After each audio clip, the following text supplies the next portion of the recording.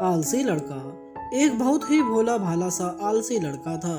वह कोई काम नहीं करना चाहता था, बस खाना खाता, घूमता और सोते रहता था। एक दिन उसे किसी ने बताया कि एक आश्रम है जहाँ पर कुछ नहीं करना पड़ता और हर दिन 2 समय का खाना और नाश्ता मिलता है।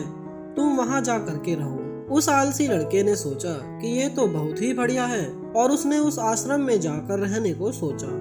और फिर वह भोला भाला आलसी लड़का अपना सारा सांसारिक जीवन छोड़कर उस आश्रम में जाकर रहने लगा। आश्रम में गुरुजी रहते थे। वह कुछ समय सबको प्रवचन देते हैं। वह आलसी लड़का सुनता था, बाकी समय आराम करता था और फिर भर पेट खाना खाकर सो जाता था। ऐसे ही उस लड़के का दिन गुजरता गया।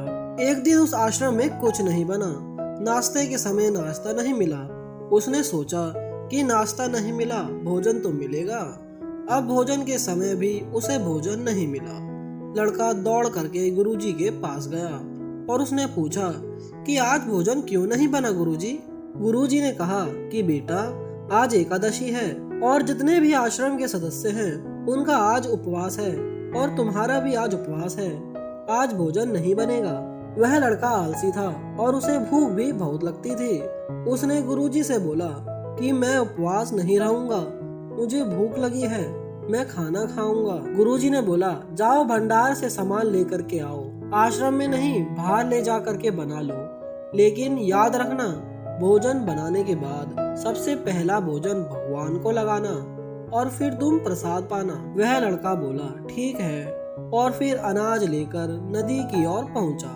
भोजन पकाने लगा। भोजन तैयार हुआ। उसके बाद कहने लगा कि भगवान श्री राम आइए, पधारिए, भोग लगाइए। अब जब उसे लगा कि भगवान तो आ ही नहीं रहे हैं, तो फिर कहने लगा कि मुझे मालूम है आपको तो अच्छा खाने की आदत है, मैं बना नहीं पाया और मुझे अच्छा भोजन बनाने भी नहीं आता, लेकिन जो भी रूखा सूखा बना है आकर खा लीजिए। भगवान श्री राम उसकी सरलता पर बहुत ही प्रसन्न हुए और उस लड़के को दर्शन दे दिए।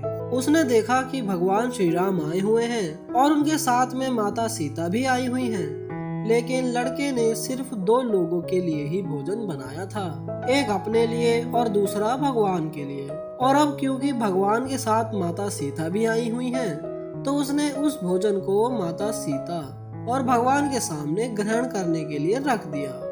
भगवान श्री राम और माता सीता ने भोजन किया और उसके बाद जब वह जाने लगे तो वह भोला सा आलसी सा लड़का बोला कि प्रभु, आप आए, दर्शन दिए, बहुत अच्छा लगा।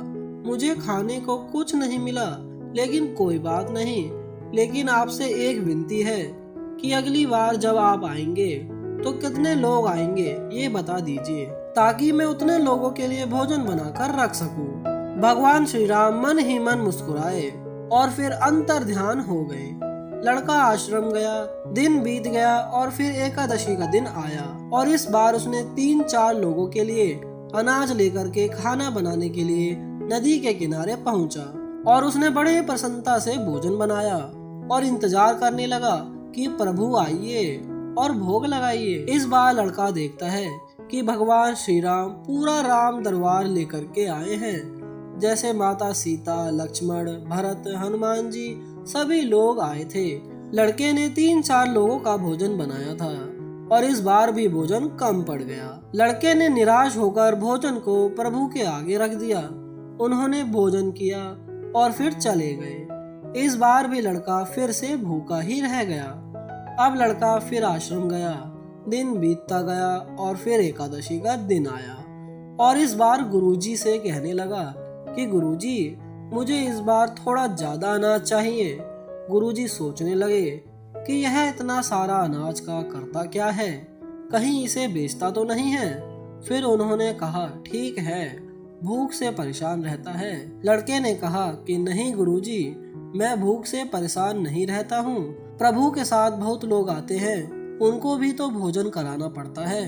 गुरुजी को लगा कि लड़का पागल हो गया है, लेकिन गुरुजी ने सोचा कि चलो एक बार चलकर देखते हैं कि लड़का इस अनाज का करता क्या है। वह भोला सा लड़का अनाज लेकर के नदी के किनारे पहुंचा और इस बार भोजन बनाया नहीं।